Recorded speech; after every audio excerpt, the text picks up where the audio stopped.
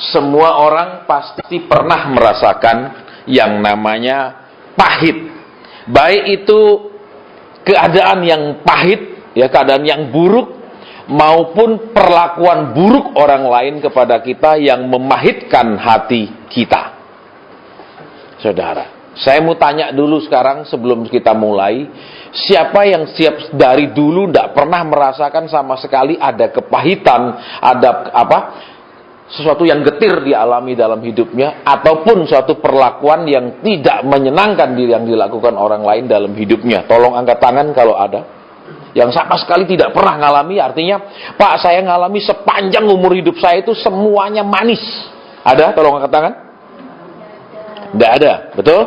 Berarti semua kita pernah, baik itu mengalami masa-masa yang pahit maupun perlakuan-perlakuan yang memahitkan hati, betul?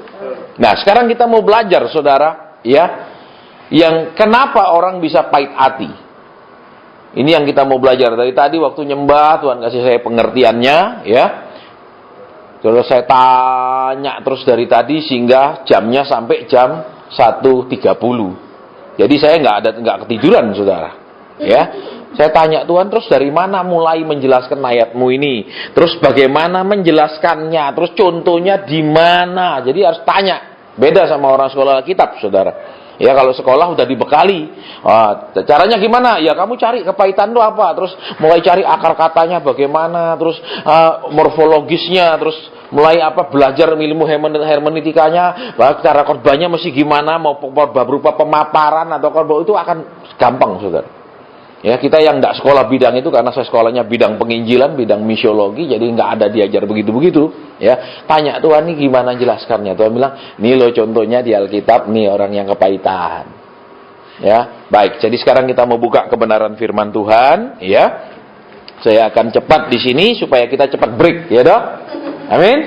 Iya, supaya seger, saudara. Baik. Jadi kita akan sangat cepat di sini supaya semuanya bisa disampaikan pada saat ini. Baik. Ibrani pasal ke-12. Ya, Ibrani pasal ke-12 ayat ke-15. Kita akan lihat kebenaran di sini, saudara. Ibrani pasal 12 ayat ke-15. Demikian bunyi firman Tuhan. Jagalah supaya jangan ada seorang pun menjauhkan diri dari kasih karunia Allah, agar jangan tumbuh akar yang pahit yang menimbulkan kerusuhan dan yang mencemarkan banyak orang. Saudara, kalau saudara perhatikan akar, ya, itu tergantung apa? Jenis tumbuhannya. Contohnya, kalau jenis umbi-umbian, contohnya bawang, ya, itu buahnya keluar di dalam tanah, betul? Nggak ada toh bawang terus di atas gitu, buah bawang itu belum ada sampai hari ini, saudara, ya. Terus lihat lagi, ya, yang apalagi ginseng. Ginseng itu yang diambil apanya? Tidak cabut, baru ada ginsengnya. Jadi apa, saudara? Kalau umbi-umbian, buahnya itu di dalam tanah, nggak kelihatan. Tetapi kalau pohon mangga, nggak mungkin digali ke bawah ngambil buahnya, amin. Jadi kalau saya tidak tahu firman Tuhan ini menjelaskan ini contoh pohon apa, karena tidak dijelaskan sama sekali ini akar dari pohon apa. Saya ulang. Jadi saya nggak mau, saudara, karena saya background fakultas hukum, tidak boleh saudara menjelaskan sesuatu, mengambil kesimpulan berdasarkan sebuah asumsi. Ya, makanya saya paling tidak senang dengar orang khotbah berdasarkan penafsiran. Namanya barang ditafsir, saudara, ya. Jadi semuanya harus berdasarkan fakta. Jadi Tuhan tidak bilang di sini ini akar apa. Betul. Betul. Coba buka lagi ayat yang tadi, saudara lihat, ya. Supaya jangan tumbuh akar yang lah, akar apa? Tidak tahu toh, betul? Pohon apa? Pak, tapi kan di Israel bilang pohon anggur, betul? Oh, pohon, saya tidak tahu, saudara. Jadi jangan dibatasi bahwa ini pohon anggur. Ya, kalau pohon anggur, saudara, akarnya tidak menghasilkan anggur, betul? Tapi batangnya keluar, terus dari carang, di ranting menghasilkan anggur. Jadi nggak boleh dia simpulkan, tapi kita akan ambil, saudara, secara umum saja, ya, dua. Jadi, kalau saudara, siapa yang pernah lihat pohon, apa namanya, yang untuk orang, apa? Iya. Itu pohon sirih. Ada yang pernah lihat? Ada. Pohon sirih, saudara tidak bisa bilang saya minta benihnya, betul? Betul, nggak akan ada, betul? Yang ada apa? Dari pohon sirih itu nanti kan ada bagian-bagian yang keluar akar, betul? Itu dipotong, tanam, jadi kan? Nggak ada bijinya kan? Ya. Tapi kalau dari pohon mangga, saudara, bisa seperti itu? Tanah cari akarnya terus tanam akar itu, nggak akan jadi pohon mangga kan? Nah, oke, kita ambil kesimpulan sekarang. Akar ini bicara tentang dua jenis pohon lah, biar gampang dong. Satu, pohon umbi-umbian, yaitu buahnya ada di dalam. Dia tumbuh tidak keluar buahnya, tapi ada di dalam. Berarti apa, saudara? Kepahitan itu akan berakibat dua hal. Satu, saudara, orang yang menyimpan kepahitan, orang yang memasukkan kepahitan di dalam dia, itu akan berkembang di dalam dia kepahitan itu. Biasanya menjadi bermacam-macam penyakit. Yang kedua, saudara, kalau akar itu tentang pohon seperti pohon anggur, ya, seperti pohon ara, dia akan menghasilkan buah, kan? Berarti apa? Akan bisa dilihat, dibau, dirasa bahwa ini asam, betul? Bisa ditangkap maksudnya? Oke, kita ambil berarti apa? Kepahitan itu bisa memukul ke dalam dan memukul keluar, kan? Begitu intinya. Nah, sekarang kita lihat lagi kembali ayat ini, ya. Jagalah supaya jangan ada seorang pun menjauhkan diri dari kasih karunia. Berarti apa, saudara? Kalau orang sudah kepahitan, dia tidak akan bisa mengerti yang namanya kasih karunia Tuhan. Artinya apa, saudara? Saudara dan saya tahu, karena Tuhan mengasihi kita, Tuhan Bapa itu mengirim Yesus menebus kita, kan? Terus apa? Kita diajar, kita dididik supaya hidup benar, loh. Bukan hanya ditebus terus silakan hidup ngawur kembali, yang penting sudah percaya Yesus, begitu? Enggak dong? Nah, oke. Jadi, apa? Kasih karunia juga berarti Tuhan bukan hanya menebus, kasih karunia bukan berarti Tuhan hanya menghapus segala dosa kesalahan, tapi kasih karunia juga berarti Tuhan mendidik kita, Tuhan mengajar kita untuk jadi anak yang benar, kan? Nah, orang yang kepahitan, saudara, akan sangat sulit sekali menerima pengajaran. Orang yang kepahitan akan punya penolakan yang luar biasa. Orang yang kepahitan akan sulit sekali mengerti yang namanya kasih. Ya, kalau saudara perhatikan, ya kalau saudara suka baca buku-buku psikologi, orang-orang yang pahit di dalam masa kecil, dia perlakukan kasar dan lain-lain, begitu mereka menikah, mereka akan punya kepahitan. Misal suami ngomong agak keras dikit, dia sakit sekali. Kenapa? Karena dia sudah terbiasa disakiti, sakitnya belum sembuh total. Sehingga sedikit saja itu akan sangat melukai. Saya mau tanya, siapa yang pernah lecet tubuhnya? Entah di mana, pokoknya lecet dan belum kering. Ada? Siapa yang pernah ngalami? Ada? Coba perhatikan. Bukankah bagian yang lecet itu kena senggol sedikit, itu langsung sakit sekali. Kalau tidak ada lecetnya, lukanya kesenggol, nggak rasa sakit, kan? Nah, jadi saudara, ada bagian-bagian hidup orang yang terluka, sehingga orang-orang itu ketika bagian itu disentuh, ya, bagian itu kena sedikit, sakitnya luar biasa. Kita lain-lain, saudara. Tiap orang punya luka yang berbeda. Ada luka karena masa kecil miskin. Ada luka karena masa kecil tertolak. Ada luka karena masa kecil teraniaya. Macam-macam, saudara.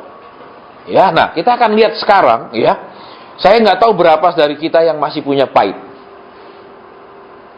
Tapi habis firman Tuhan, kita akan buat pengakuan sama Tuhan. Kalau masih ada, kita mau pemberesan. Karena firman Tuhan bilang apa, saudara, di sini? Orang itu akan sulit menerima kasih karunia. Terus saudara perhatikan lagi, ya. Dia akan menjauh. Artinya apa? Orang kalau dia masih ada pahit di hatinya, biar bagaimana dia berdoa, biar bagaimana dia beribadah, Alkitab bilang, saudara, jauh dari Tuhan. Ya, nanti kita akan buktikan. Jadi kalau mau pelepasan di rumah sendiri masing-masing saja, ya, supaya tidak bikin masalah di sini. Apa? Menimbulkan kerusuhan dan mencemarkan banyak. Berarti apa, saudara? Tadi memukul ke dalam, mengganggu kesehatannya, mengganggu hubungannya dengan Tuhan, mengganggu caranya menerima kasih dari Tuhan, membuat dia kebal, membuat dia tidak bisa merasa kasih Tuhan, dan lain-lain. Yang kedua, saudara, membuat hubungannya dengan orang lain rusak semua. Ya, makanya kalau saudara ketemu orang kasar, itu orang kepahitan sebenarnya. Ya, pasti ada sesuatu di hidupnya yang nggak beres sehingga dia jadi orang kasar. Orang sombong, pasti ada sesuatu di hidupnya dulu yang belum beres sehingga dia sombong. Ya, itu pasti. Seperti saya cerita sama saudara, saya kan orangnya kasar sekali. Karena saya orang tertolak. Waktu mama saya menikah sama papa, nenek saya, ya, papa punya mama tidak setuju. Jadi waktu kami dibawa misalnya masih kecil ke rumah nenek, nenek itu tidak terima. Jadi saya punya kepahitan. Terus kepahitan itu terus menerus. Setiap kali kami dibawa ke rumah nenek, ya, ke rumah mak saya selalu ngomong, ya, karena nama kecil saya Leno. No,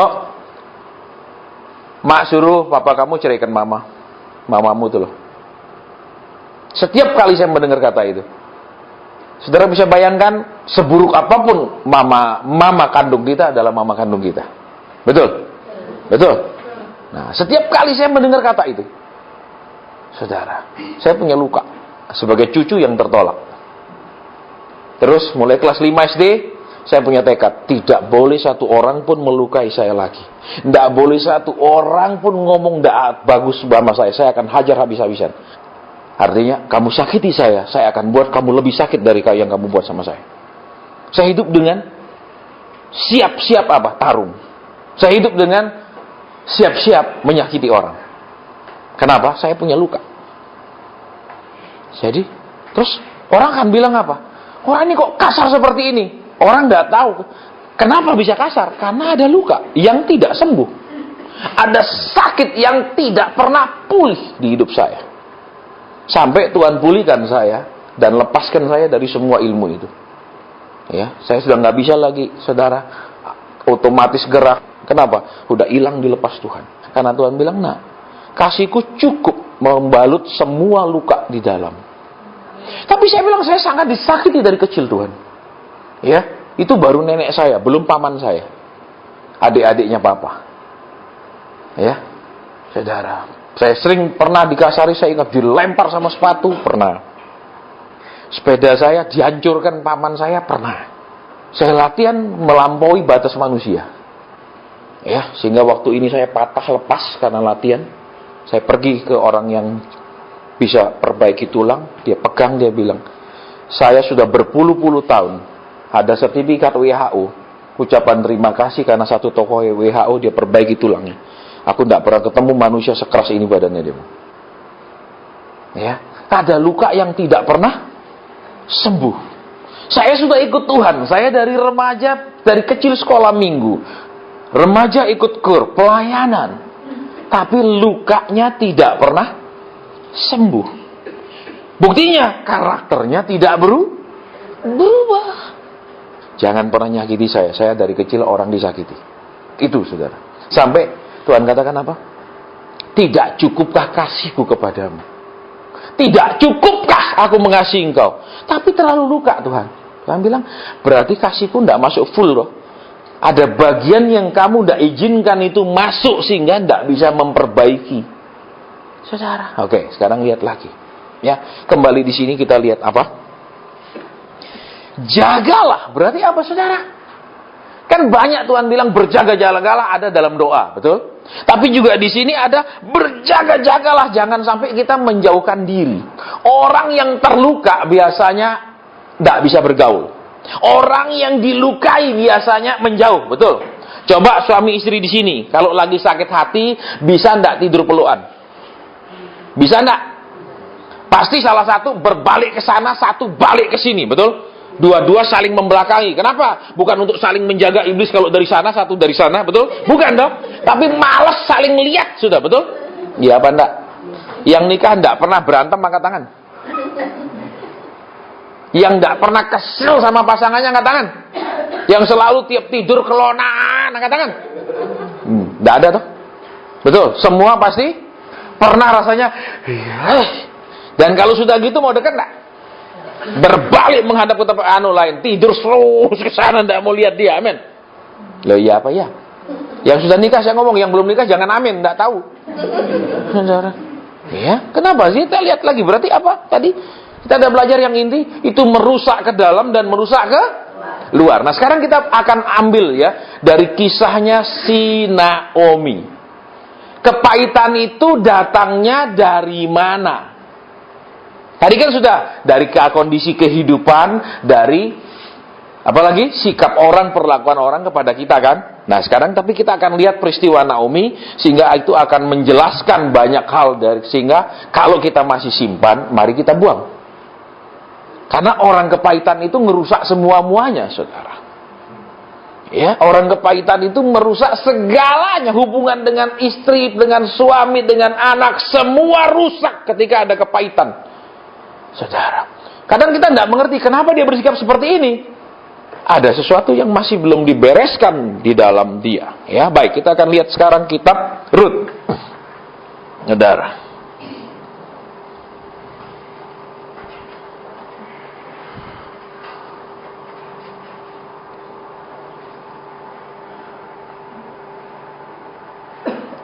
Iya, Rut pasal 1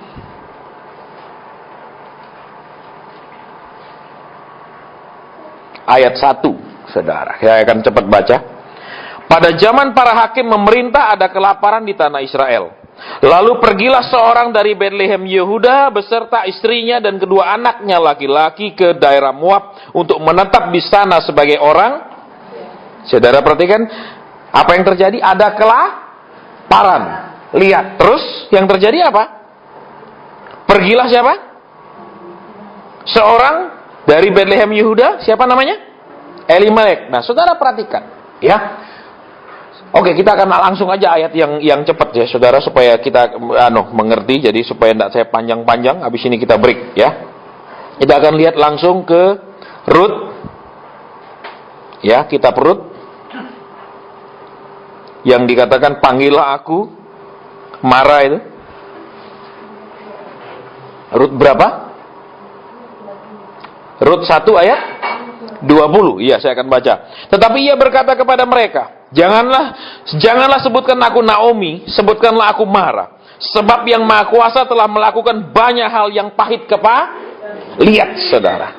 Ya, dia sampai bilang apa? Dia ganti nama menjadi si pahit, ya kan? Dia sendiri yang bilang jangan sebut aku Naomi tapi sebut si pahit karena terlalu banyak yang pahit. Siapa yang lakukan yang pahit itu? Siapa yang lakukan di sini?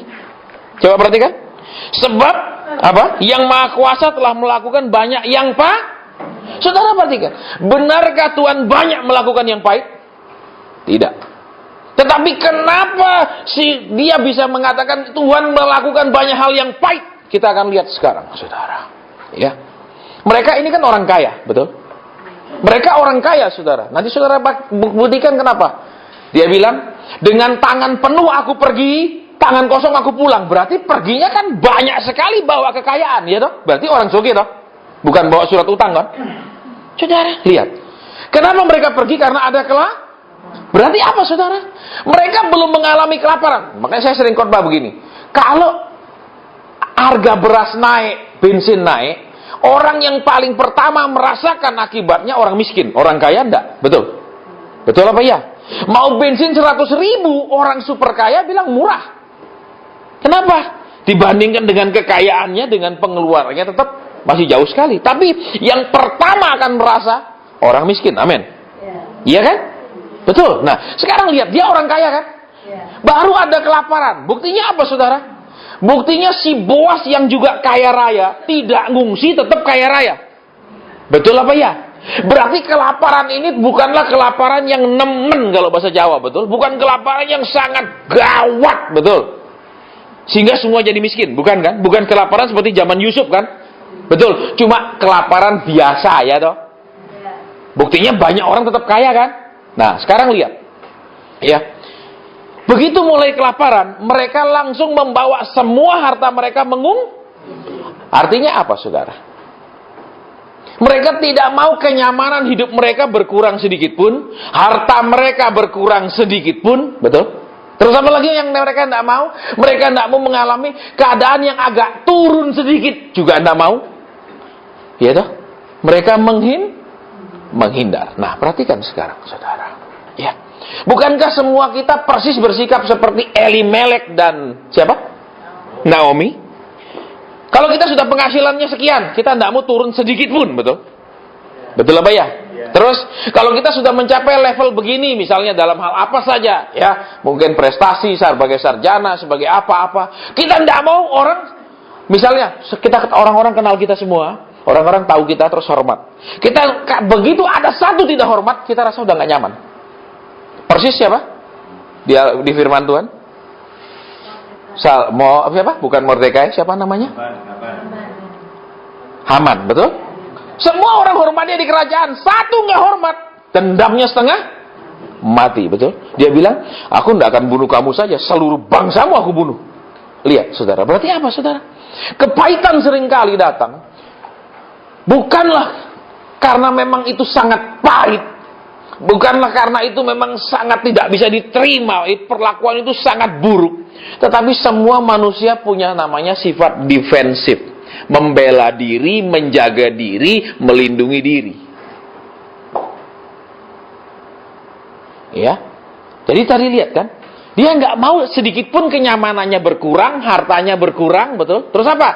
Kalau orang kaya sama orang miskin biasanya lebih dihormati mana? Orang miskin ini baik sekali, ramah sekali, tapi miskin sekali. Sama orang kaya ini sombong sekali. Kalau mati banyakan mana karangan bunganya?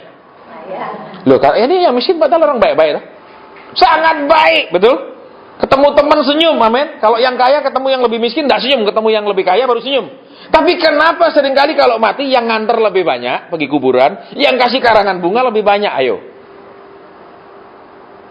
Pernah mikir? Loh. Ya karena kan intinya bisa memberikan apa? Kalau kita bergaul dengan kiri, kita tidak bisa bangga, betul?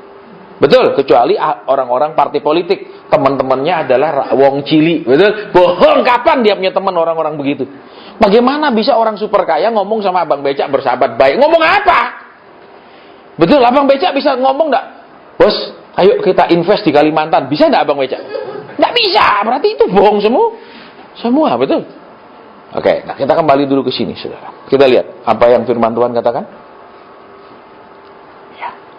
Dasarnya adalah sifat manusia yang ingin apa? Tidak ada sesuatu pun yang boleh menurun di hidupnya. Kenyamanan, kekayaan, penghormatan, penerimaan orang kepada dia. Tidak boleh sedikit pun menurun. Saudara. Terus kita akan lanjutkan. Ya. Kemudian mereka pergi mengungsi.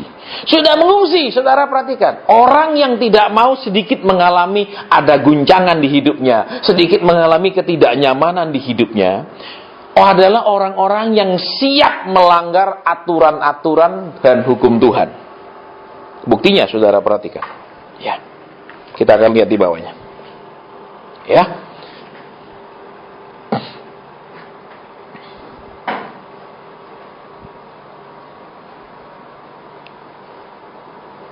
Ya, ayat 4, saudara. Pasal 1 ayat 4. Keduanya mengambil perempuan Moab. Sampai di situ. Jadi apa, saudara? Keluarga ini keluarga yang kaya kan? Tapi karakter ingin pertahankan gini-gini yang tadi saya sebutkan. Terus apa? Dia ngambil perempuan Moab. Padahal firman Tuhan dari zaman jauh sebelumnya itu zaman apa? Zaman perjanjian lama, ya kan? Sebelum mereka masuk Kanaan, zamannya Nabi Musa sudah bilang toh, nggak boleh kamu kawin sama yang semua bangsa-bangsa di situ, ya kan? Tapi ini kawin toh. Berarti apa, saudara? Orang yang punya gengsi tinggi, orang yang nggak mau kenyamanan hidupnya sedikit terganggu, menurun atau orang nggak hormat dia, itu orang-orang yang siap melanggar aturan-aturannya Tuhan. Saudara, orang yang sulit sekali untuk taat kepada hukum Tuhan. Oke, kita lanjutkan. Nanti kita akan rangkum jadi satu, saudara. Ya. Dan akibatnya kita tahu kan, mati. Amin. Saya nggak mau khotbah menghakimi mereka. Mungkin mereka mati karena mereka apa? Pindah ke mana? Pindah ke Moab. Saya nggak tahu. Kenapa mereka mati? Tuhan nggak jelaskan kan? Betul apa ya? Jadi tidak boleh bilang, ya mereka mati pasti karena pindah. Coba tetap di situ. Lah tetap juga di Israel pasti juga mati, amin. Loh, iya apa enggak?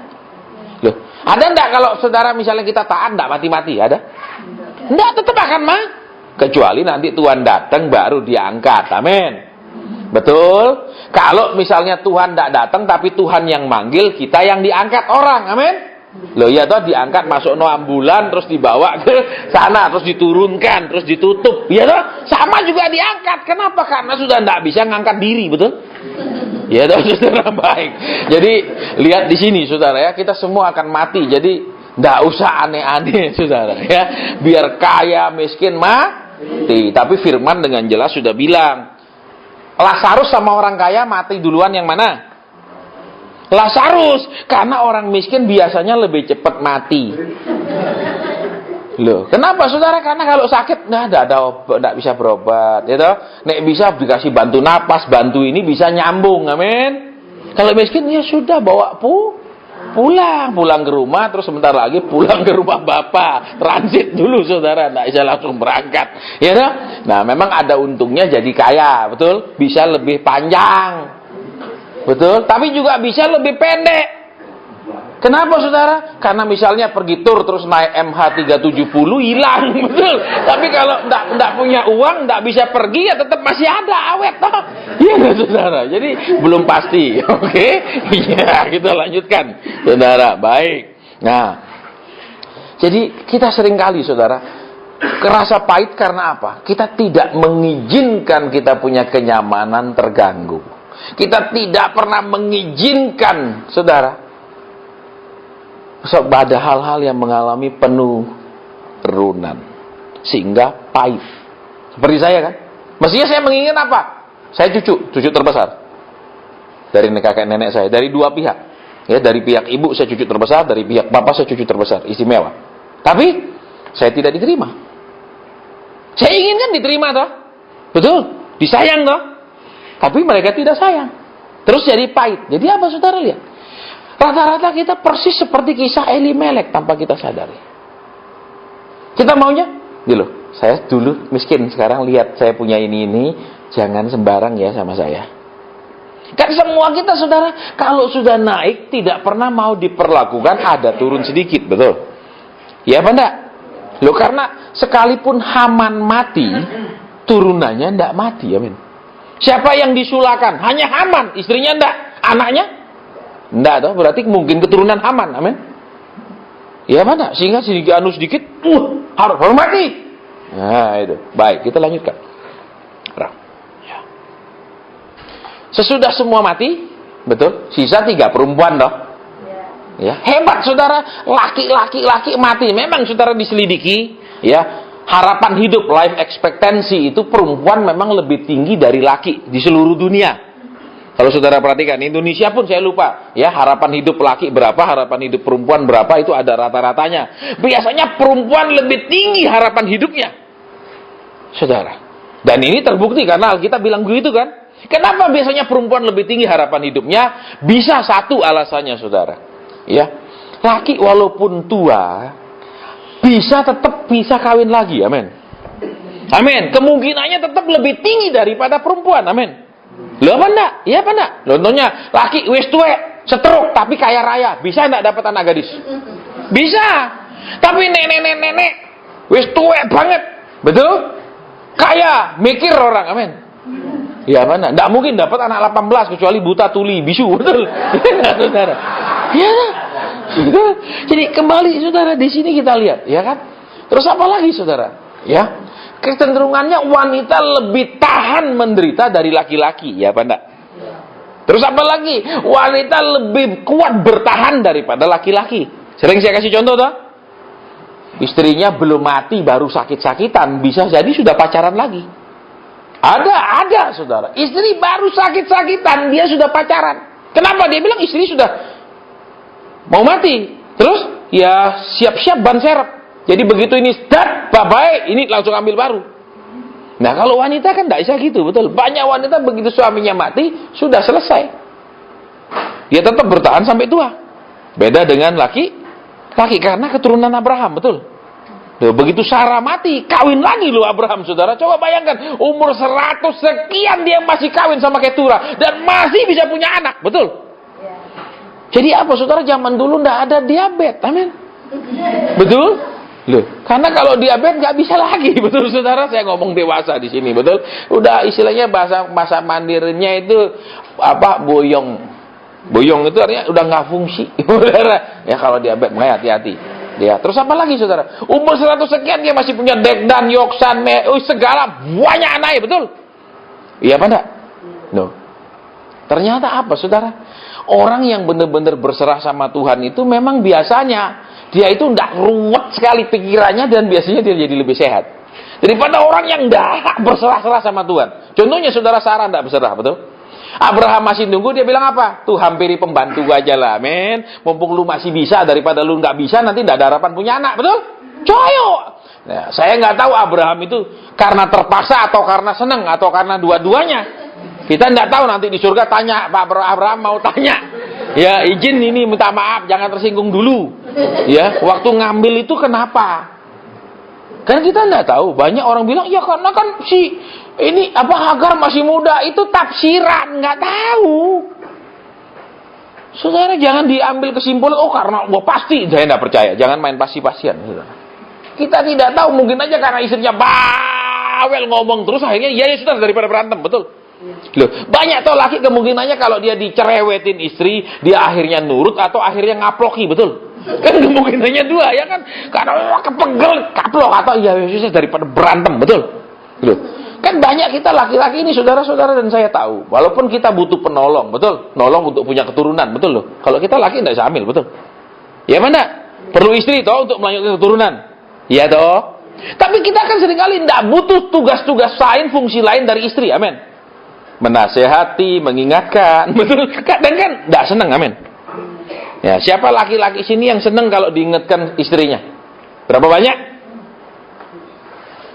Ayo jujur. Biasanya cerewet nih perempuan, amin. Tuh, iya apa enggak? Yang enggak pernah membatin istrinya cerewet, angkat tangan.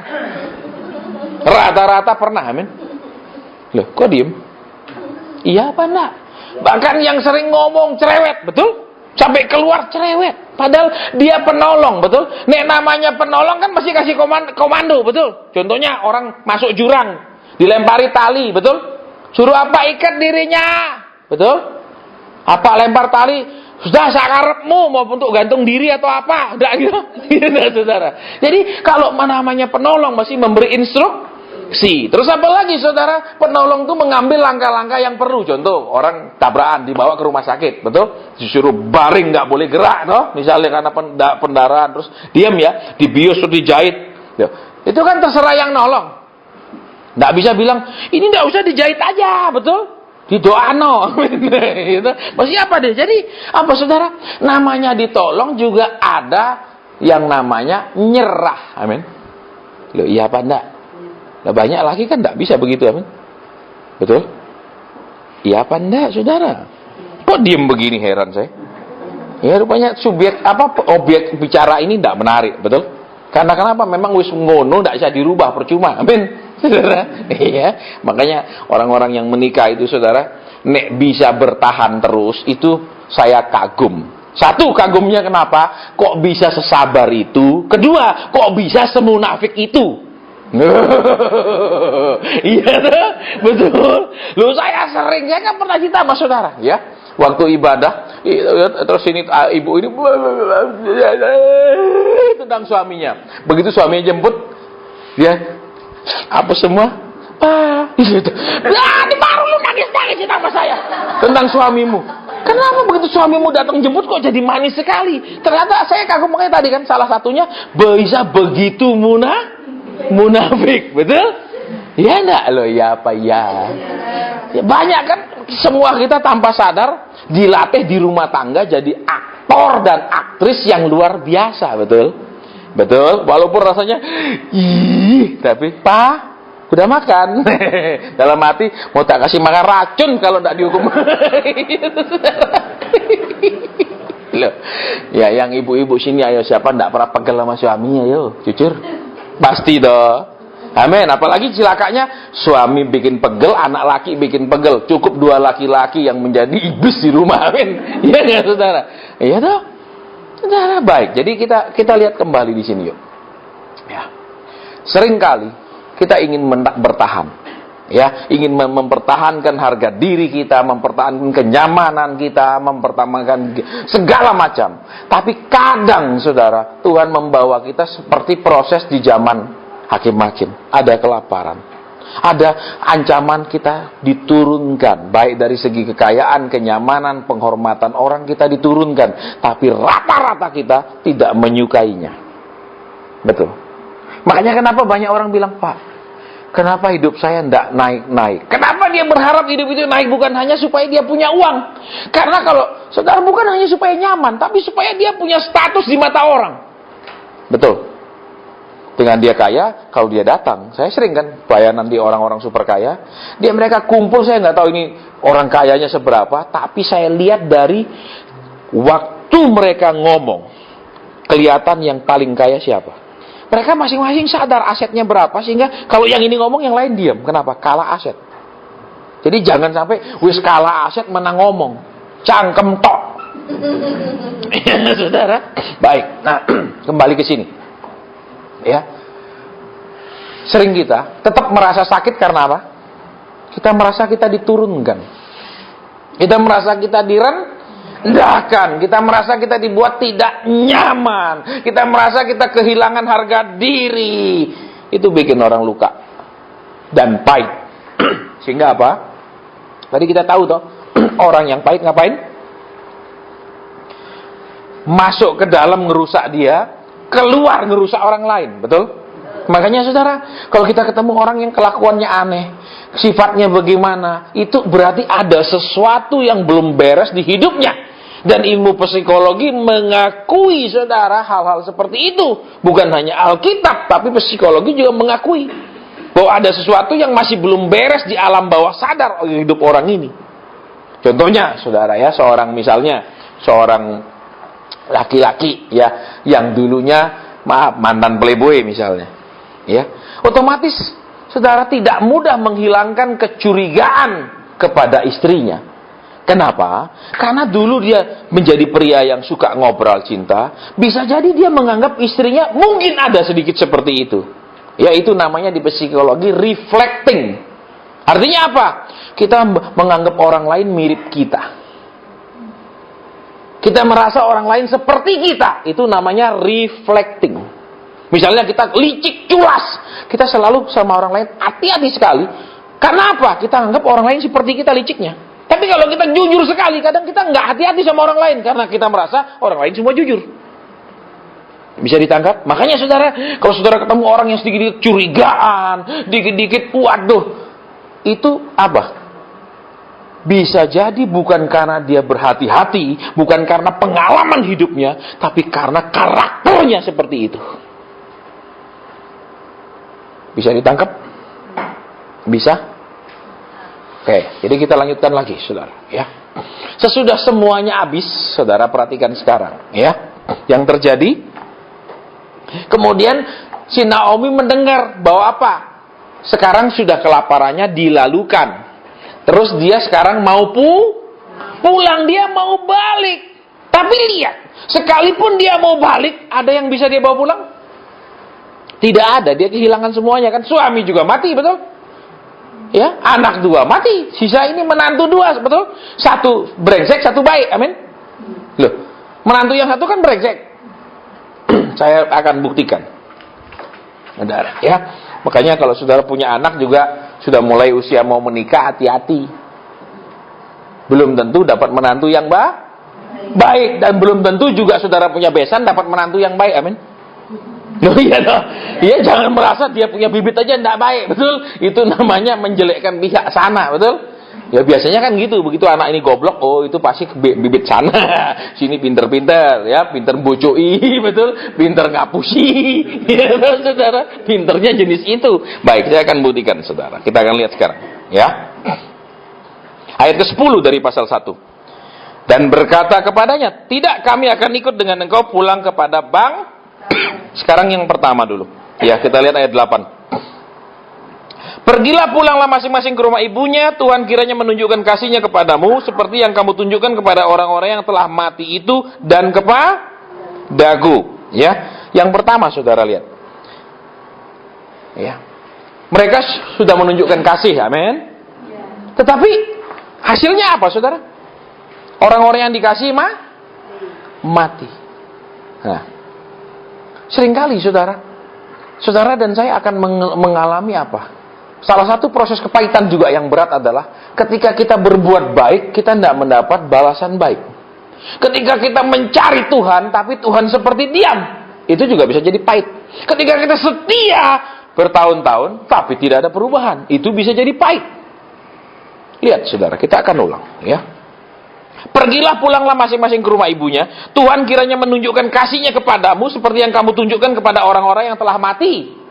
Dia sudah menunjukkan kasih, tapi dia masih sekarang membutuhkan kasih. Alias apa, saudara? Kepahitan bisa karena kita berbuat baik, kita ngalah, kita. Dia. Bisa jadi pahit. Loh, saudara, biar orang saling cinta, nikahnya pilih dewek, tidak berarti, saudara, cinta itu tidak ada tuntutan. Amin. Amin. Betul apa enggak? Loh, cinta itu justru kalau pacaran tuntutannya sedikit, begitu nikah tuntutannya banyak. Amin. Punya anak tuntutan lebih banyak. Amin.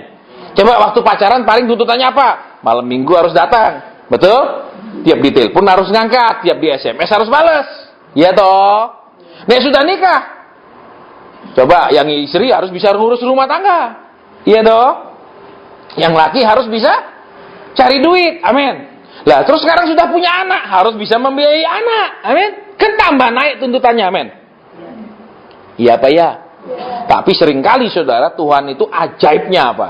Seringkali wanita-wanita yang adalah tulang rusuk itu dirubah Tuhan menjadi tulang punggung, saudara. Iya? Banyak wanita seperti itu. Karena Allah kita Allah kita ajaib, amin. Yang mestinya jadi tulang rusuk jadi tulang punggung, saudara. Akibatnya saudara tahu tulang rusuk itu kan tidak ada yang rata, tulang punggung lurus, tulang rusuk bengkok. Coba bayangkan kalau itu dipasang tulang yang bengkok, jadi tulang punggung, jalannya pasti begini terus, amin.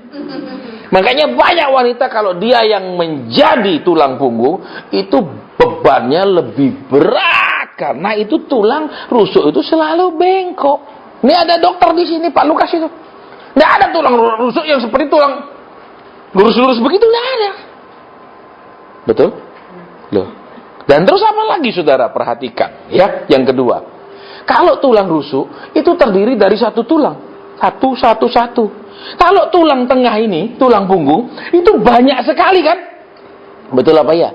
Sehingga apa? Kalau tulang ini nggak bisa masuk ke dalam, keluar, ditekuk gitu, nggak bisa. Dia cuman begini mati. Tapi kalau yang ini kan bisa untuk nunduk, bisa untuk begitu, bisa. Amin. Sehingga apa? Wanita-wanita yang biasanya jadi tulang punggung cuma bisa begini. Nggak bisa begini. Kenapa? Bebannya aku semua, masalahnya aku semua. Betul? Tapi bersyukurlah, saudara, kenapa? Banyak peristiwa seperti itu. Kalau dijadikan tulang punggung, bersyukurlah. Karena Tuhan bilang, apa? Dialah yang menopang loh. Amin? Agak diam. Alkitab tidak pernah bilang laki saja yang bertugas cari duit. Amin? Ada nggak tulis begitu? Tidak ada. Alkitab juga tidak pernah bilang perempuan cuma kerjanya ngurus rumah. Amin? Tidak ada. Cuman karena aturan negara-negara zaman, saudara perhatikan, zaman dulu masih orang hidup dari berburu. Tentu saja ibu-ibu tidak bisa disuruh berburu babi hutan dan lain-lain bawa tombak. Sehingga yang laki-laki, betul? Sehingga apa? Yang perempuan diam di rumah ngurusi anak dan lain-lain, yang laki pergi cari celeng. Ya toh? Ya dah, terus apa? Sampai zaman modern sekarang sudah tidak perlu lagi cari celeng, betul? Pergi hutan-hutan itu, tapi tetap aturannya tidak berubah, amin. Jadi kembali ke sini, ujian yang pernah lihat. Terus yang kedua, saudara perhatikan. Pulanglah anakku, mengapa engkau turut dengan aku? Bukankah tidak lagi anak laki-laki yang kulahirkan? Lihat, yang kedua, saudara. Ya. Orang-orang yang akan mengalami ujian waktu. Ya, tadi ujian kasih, kita mengasihi belum tentu dikasih, kita baik belum tentu diperlakukan baik. Yang kedua, ujian waktu. Siapa? Kalau aku nikah, kamu kan nanti kalau nikah anaknya masih lama, harus masih nunggu, betul? Si Orpa nggak tahan nunggu, ya udah aku pulang. Daripada nanti kelamaan aku jadi tua, amin. Ayat 13, masakan kamu menanti sampai mereka dewasa, masakan karena itu kamu harus menahan diri dan tidak bersuami, jangan demikian anak-anakku. Bukankah jauh lebih pahit yang aku alami daripada kamu? Lihat, 3 wanita ini semua mengalami kepahitan, amin. Kenapa mengalami kepahitan? Ya yang jelas, Orpa sama Rut kehilangan suami. Kalau Naomi suami hilang, 2 anak hilang. Harta semua hilang, semua lebih berat. Nah, perhatikan sekarang saudara.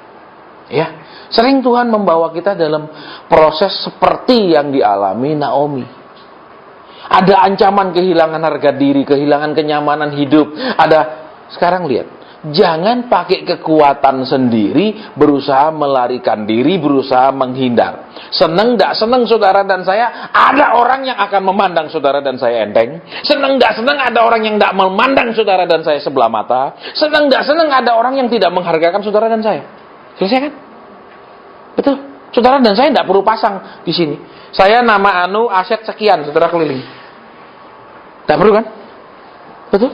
Tetap akan ada orang yang memandang enteng. Tetap ada orang. Jadi tidak usah melarikan diri. Karena kenapa? Dengan melarikan diri dari itu, saudara dan saya akan mengalami yang lebih pahit. Saudara, lihat. Kalau dia tetap diam di Israel, sebenarnya nggak ada masalah. Buktinya Boas waktu mereka pulang, Boas tetap kaya yang nggak pergi ngungsi. Tapi dia lari. Banyak orang menghindar, saudara, ketika Tuhan sedang melatih kita. Banyak kali saudara dan saya menghindar, saudara dan saya selalu pegang ayat, kamu akan selalu naik dan tidak pernah turun. Padahal, saudara, ya, pengertian naik dan tidak pernah turun itu jangan dikasih dalam kurung. Enggak akan selalu naik, ekonominya, uangnya, kan, jangan ditambahi. Itu Alkitab tidak ngomong gitu. Tuhan cuma bilang kau akan selalu naik dan tidak pernah. Jangan langsung dikasih dalam kurungnya, saudara isi sendiri. Tidak ada ayat itu isinya begitu. Ya, naik berarti apa? Mungkin saat ini kita punya ekonomi sedang turun, tapi rohani sedang naik. Sungguh-sungguh sama Tuhan, jam doa naik juga. Tuhan bilang kau kan naik kan? Tetap naik kan? Mungkin saat ini juga, saudara, rohani sedang monoton, rata saja sepertinya. Ya ikut Tuhan tapi sudah nggak berapi-api, berdoa ya sudah biasa-biasa, ya kan? Tapi mungkin secara ekonomi sedang diberkati, kan naik juga kan? Saudara, jangan makanya selalu diisi dalam kurung. Kok akan selalu naik? Dari duitnya, berkatnya, gajinya, semua. Saudara isi sendiri. Tuhan bilang, mana ada tulisan begitu di Alkitab? Ya, baik. Sudah jam 2:30, jadi kita mau lihat lagi sekarang. Ya. Kenapa Tuhan suruh saya bicara kepahitan? Berarti banyak kita hari ini masih punya kepahitan. Kenapa bisa rasa pahit? Yang tadi. Ya, izinkanlah kita mengalami hal-hal yang kadang menurun, ya toh, kadang perjalanan itu bukan terus naik tapi mungkin mendatar. Izinkanlah itu merupakan apa? Perjalanan yang harus kita lewati. Jangan menghindar. Terus kalau menghindar akan terjadi lebih pahit. Lihat saudara, ya. Dengan adanya kelaparan, sebenarnya kan ada tanda untuk apa? Membuktikan dan mengalami bahwa Tuhan sanggup memelihara umatnya kan.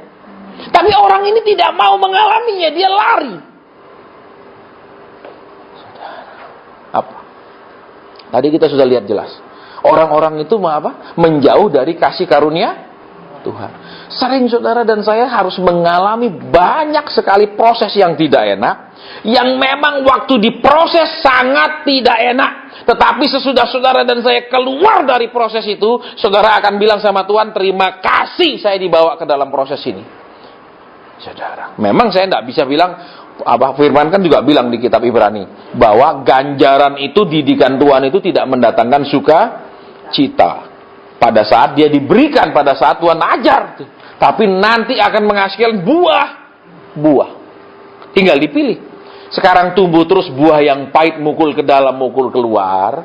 Atau izinkan Tuhan membereskan hidup kita. Izinkan Tuhan membawa kita melalui mungkin jalan-jalan yang tidak enak. Saya kan pernah hasil sama saudara. Ya, saya pelayanan. Beberapa orang hamba Tuhan ngeluh, Pak, kita sudah pelayanan sekian tahun, tidak berkembang. Pak, kita gini. Terus saya bilang, maaf ya Pak, saya 16 tahun tidak pegang uang sama sekali.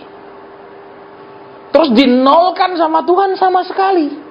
Kalau nggak pernah pegang uang, nggak masalah, nggak ada uang. Karena nggak pernah pegang. Tapi sudah biasa lihat uang banyak, terus sudah biasa pegang uang banyak, terus sama sekali tidak pegang, itu masalah besar, saudara. Saya ngalami.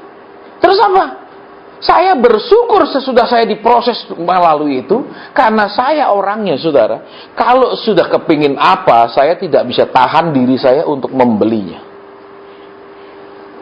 Saudara, saya nggak peduli, saya beli seneng, saudara. Ya, itu lapar mata. Zaman dulu saya paling suka baju-baju merek. Pokok tiap bulan ada keluar baru saya beli. Saya seneng nggak seneng coraknya, pokok saya beli. Selesai sampai rumah saya lihat, kok jelek ya warnanya? Kasih orang lain. Beli lagi, beli nih, pokoknya seneng belanja. Terserah mau pakai tidak, yang penting saya keluarin duit aja seneng. Itu kan merusak hidup saya kalau nggak dididik Tuhan. Jadi waktu saya dinolkan sakit, Tuhan, kok gini dulu duit banyak, kok sekarang nol. Saya bersyukur sudah saya keluar, supaya saya dirubah karakternya dalam hal mengelola uang. Nah, Tuhan mau didik saya gimana? Tuhan nggak bisa bilang kamu irit, kamu hemat, nggak bisa. Ada cara menanamkan itu didikan lewat pengalaman yang pahit, saudara. Jadi, ada pelajaran yang kita bisa, pelajaran lisan dari khotbah, baca firman, ada pelajaran yang harus ngalami. Saudara, ya, jadi bersyukur. Kenapa? Sudah itu kita akan keluar menjadi orang yang berubah. Coba saya perhatikan. Sering kan kita ingin berubah, tidak bisa berubah? Betul. Sering kita saya kepingin tapi tetap tidak bisa dan tetap gagal. Izinkan Tuhan membawa kita ke proses. Nanti juga jadi bisa sendiri. Yang tidak bisa jadi bisa. Bisa ditangkap? Jadi saudara, Tuhan mau tolong kita, tapi jangan mau ditolong ngatur yang nolong. Amin. Amin. Coba saudara pergi dokter. Ya, saudara lebih cerewet dari dokter itu, lebih sok pinter, senang enggak dokternya?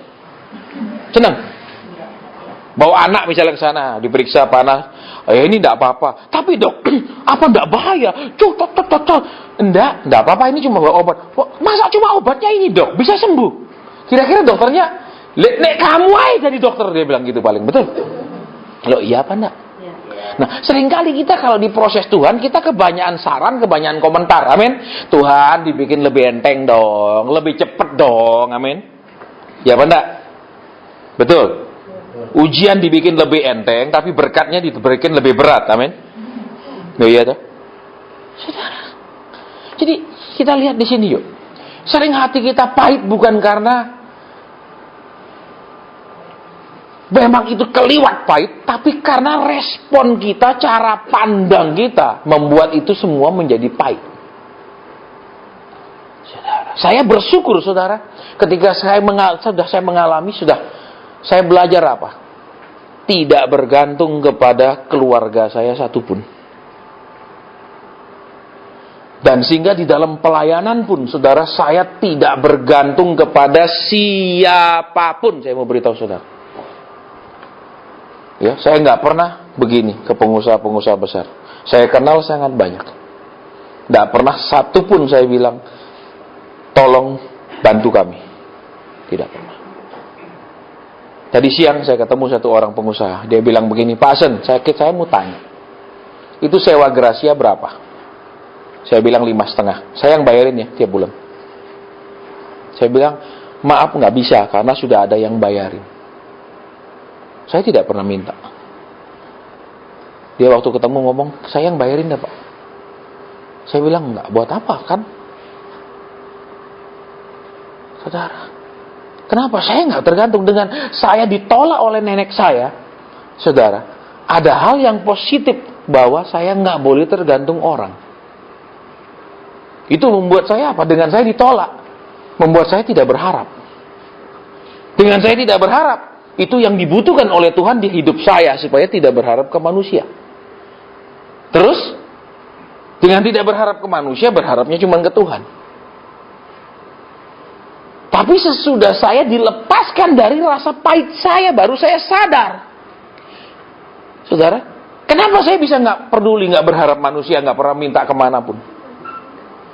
Iya, karena saya pernah ditolak. Nenek saya sendiri sehingga benar nggak berharap ke siapapun, nggak peduli. Jadi apa saudara? Di balik kepahitan itu sebenarnya kalau kita sudah dibereskan kepahitan itu, kita melihat kenapa Tuhan menciptakan, mengizinkan keadaan pahit itu terjadi dalam hidup kita. Ada sesuatu yang luar biasa di dalamnya. Saudara. Tapi sekarang kalau sudah lepas, kalau belum lepas ya tidak bisa. Saudara, saya sering renungkan, betul. Andai saya diterima oleh nenek saya, cucu paling sulung, cucu paling gede, saya jadi hidup manja. Terus ya nggak mungkin bisa dipanggil Tuhan, saudara. Jadi apa? Ditolak supaya kenapa? Harapnya cuman ke Tuhan. Tidak bisa itu dengan cara diajar, tidak bisa dengan cara dikhotbahkan orang berharap. Betul, saudara, waktu dengar radio beberapa waktu lalu kan? Oh, bukan yang di sini, yang di Surabaya. Dia bilang, Pak, sampai hari ini saya sedang menunggu pertolongan dari Tuhan untuk masalah saya. Sudah sekian tahun Tuhan tidak tolong saya. Saya bilang, baik, kita berdoa. Waktu berdoa, Tuhan bilang apa? Dia kecewa sama saudaranya. Karena saudaranya tidak mau menolong. Saya bilang, maaf ya ibu. Kenapa sampai hari ini ibu bertunggu bertahun-tahun masalahmu tidak selesai di keuangan? Karena engkau berharap ke saudaramu. Dia bilang, iya Pak, saya marah tidak ada saudara saya satu pun mau bantu saya. Loh, matanya tertuju kepada saudara-saudaranya. Dia bilang dia berharap ke Tuhan, tapi ini sakit hati sama saudara. Dari matanya bertuju kemana sebenarnya? Ke saudaranya. Nah, saya bilang, itu kan berarti ibu berharap ke saudara. Ngakunya ke Tuhan, tapi lihat saudara saya ini loh, mungkin lewat ini nolong. Semua ditutup pintunya, tidak menolong. Walaupun mereka mampu. Karena kenapa? Tuhan mau mendidik dia, jangan berharap ke manusia. Jelas saudara Yeremia bilang terkutuk yang berharap ke manusia. Betul? Berarti kalau saudara pun misalnya datang malam ini berharap, Pak Asen kan peka, nanti dia bisa doakan saya, dia dekat sama Tuhan, nanti beres masalah saya. Tidak bisa. Kenapa saudara dan saya harus mengalami bagian kita masing? Jangan percaya disirami minyak saudara lepas dari masalah. Jangan percaya saudara digosoi apa saudara bebas. Betul, paling kalau digosoi remason memang agak pegelnya hilang. Apalagi dipijat-pijat. Saudara. Jadi kembali coba saudara di sini sekarang. Ya. Kita mau buang itu kepahitan supaya sesudah itu kita bisa lihat dengan jelas apa yang baik yang Tuhan sebenarnya inginkan dan Tuhan tanamkan lewat peristiwa yang pahit-pahit itu. Lihat sekarang. Ya. Nanti kalau saudara baca, ya, sejarahnya Yusuf bukan di kitab Kejadian, saudara baca di kitab Mazmur tentang Yusuf yang bahas Yusuf. Waktu dia mau dijual hatinya pahit sekali sama saudara-saudaranya. Ada ayatnya nanti baca di kitab Mazmur. Saya nggak sebut Mazmur berapa, cari. Cuma 150 pasal gampang kok. Ya, kecuali 2.500 pasal lama nyarinya. Ya. Dia bilang apa? Betapa pahit hatinya waktu dia mau dijual. Dan Alkitab bilang, dia minta jangan dijual. Ada dicatat. Memang di kitab Kejadian garis besarnya tidak detail. Waktu dijual dia minta sama saudara-saudara jangan dijual. Nggak peduli saudaranya, dijual. Apa yang dia dapatkan? Dia hidup di negara asing, betul? Jadi budak. Terus siapa yang diharapkan? Tidak ada. Kalau tidak ada yang diharapkan, dia bekerja dengan baik. Kalau ada apa-apa, siapa bisa tolong dia? Tidak ada. Dia bekerja dengan baik di bosnya Potifar. Amin. Ya, apa? Sering orang saudara tidak bekerja dengan baik, tidak bertanggung jawab, karena dia punya andalan yang lain. Mungkin si A, si B, si D, F, G, H. Saudara. Iya kan? Jadi kembali ke sini, saudara. Ketika dia jadi pemimpin, dia mengampuni mereka semua. Dia tidak pahit, betul? Kenapa? Dia bisa melihat. Karena Allah mengutus aku mendahului kamu. Orang yang sudah bisa buang, bisa melihat jelas tujuan di balik yang tidak enak. Orang yang membuang rasa pahit, rela mengalami yang tidak enak, bisa melihat di balik itu ada sesuatu yang dikerjakan Tuhan. Tapi orang yang cuma bisa menyimpan pahitnya, tidak akan bisa melihat apapun. Yang dia lihat cuma pahitnya, dia rasa cuma pahitnya. Saudara, saya bersyukur di proses Tuhan 16 tahun tidak pegang uang. Supaya kenapa? Sikap saya benar terhadap uang. Dalam hal pemakaian uang saya berhenti boros-boros. Saudara tahu ini celana saya sudah pakai 6 tahun. Sudah 6 tahun ini celana. Ada yang 8 tahun saya pakai. Supaya saya kenapa? Ya kalau masih bisa dipakai, pakai. Kalau zaman dulu enggak, biar saya punya. Nah, Tuhan didik saya. Terus yang kedua, dengan saya tidak punya duit, saudara, saya terbiasa tidak punya uang. Sehingga apa kalau sudah terbiasa tidak punya uang? Ketemu orang super kaya, buat saya nggak masalah. Kenapa? Ya dia kaya, ya dia kaya. Selesai dong urusannya. Jangan, wah ini siapa tahu saya bisa dekat dia. Siapa tahu, ya dia tergerak. Tuhan kalau dia tidak tergerak, gerak-gerakkan. Kalau tidak saya dorong, saya jungkrak dia Tuhan. Ya, itu. Jadi semuanya baik. Kan ada lagunya, betul? Ada kan ya? Semua baik. Ya, jadi ingat, yang buruk-buruk itu lebih banyak mendatangkan kebaikan daripada yang baik itu mendatangkan kebaikan. Orang tidak belajar banyak dari keberhasilan, tapi orang belajar banyak dari kegagalan. Betul? Dengan maaf kata, dengan memilih jodoh yang salah, saudara kemudian akan bisa memperbaiki diri sendiri. Dalam arti, ya saya lebih sabar, saya lebih nerima, men. Karena dulu kawin pakai mata, enggak pakai doa, men. Ya sudah, saya nerima. Apa? Dengan begitu akhirnya jadi lebih nerimo, amin. Amin. Loh, iya tak? Loh, iya, saudara. Kembali, makanya saudara di sini kembali. Hanya kalau kita buang yang pahit, kita bisa melihat maksudnya kita mengalami yang pahit. Tapi kalau kita tidak mau buang yang pahit, kita tidak bisa melihat maksudnya. Yang ada cuma pahit itu saja, tidak mengerti bahwa di dalam yang pahit itu ada sesuatu yang besar. Ya, saya bersyukur, saya ngalami, saya renungkan. Ya baik, benar juga. Supaya kenapa? Tidak berharap. Ya toh? Saudara boleh tanya siapapun orang Semarang, nggak pernah saya dekati berlebih-lebihan. Nggak pernah sekalipun saya kalau pergi Semarang saya telepon pengusaha, tidak pernah.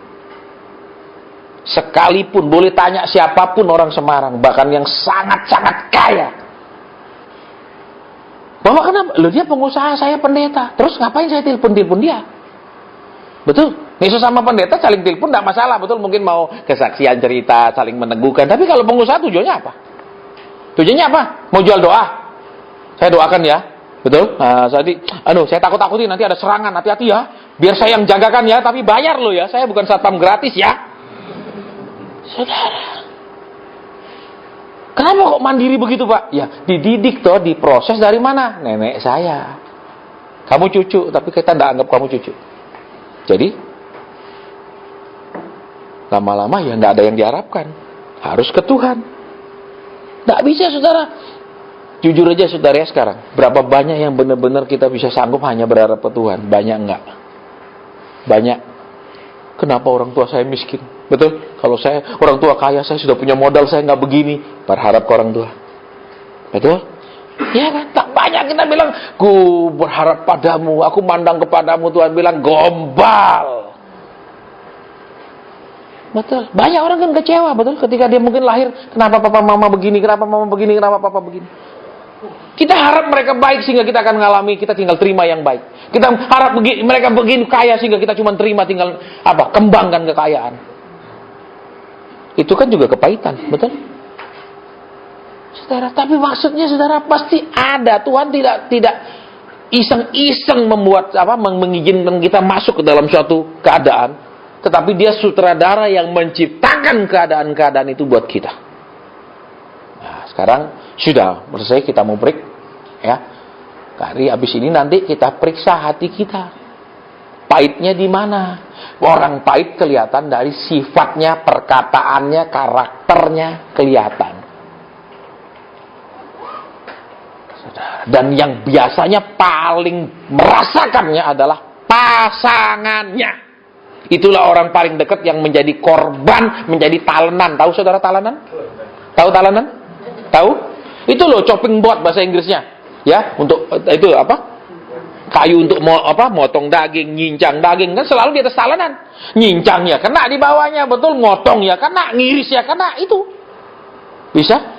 Dia sukses, kita kena penderitaannya, dia tambah misalnya jarang di rumah. Dia gagal, galak-galak, kita kena. Itu talenan, saudara. Ya, jadi nasibnya seperti itu, ya. Jadi keluarga chopping board namanya bahasa Inggrisnya, saudara, ya, keluarga talenan. Ya, baik. Jadi kita nanti habis ini kita akan berdoa sungguh-sungguh supaya kita diperiksa. Ya, apa sih pahitnya kita, dan kita tetap nggak bisa terima itu pahit. Sehingga nggak bisa melihat ada yang besar yang Tuhan kerjakan. Hanya pahitnya tok yang kita lihat. Ingat Yusuf bilang, kamu menjual aku, tapi Tuhan sebenarnya mengirim aku mendahului kamu. Dia bisa melihat ketika dia tidak pahit. Kalau dia pahit, sialan kamu. Kalau dia nggak dijual, dia cuma jadi gembala, betul? Betul. Jadi saudara, kalau saudara dan saya mau jadi, ya ngalami, halo. Tapi Pak, kan ada percepatan. Amin. Silakan ikut percepatan sana. Saudara, saya nggak percaya. Ya, saya tidak percaya yang namanya percepatan. Karena 16 tahun saya dididik 7 jam saya berdoa sehari, tetap 16 tahun prosesnya tidak ada percepatan. Saudara. Jadi saya tidak percaya. Yang saya percaya, Tuhan tepat waktu, tidak pakai cepat-cepat. Betul? Coba Indomie saudara rebus, baru rebus air belum mendidih, angkat. Enak nggak? Tapi ini instan tuh Pak, katanya cemplungi air ya, tapi cemplungi air kan ada tunggunya. Betul? Semua ndak enak. Bikin roti belum mekar, masukkan oven. Wih, keras untuk lempar anjing. Kain anjingnya. Saudara, ini roti kok kayak apa? Ini roti rasa batu, kata anjing itu, dia lihatin mungkin tuannya dengan marah. Baik ya. Jadi sekarang apapun yang kita tidak bisa terima dari proses Tuhan, kita minta kita terima supaya kita melihat apa sih tujuannya. Ya, oke, kita akan break ya sampai 45 menit cukup toh breaknya, amin.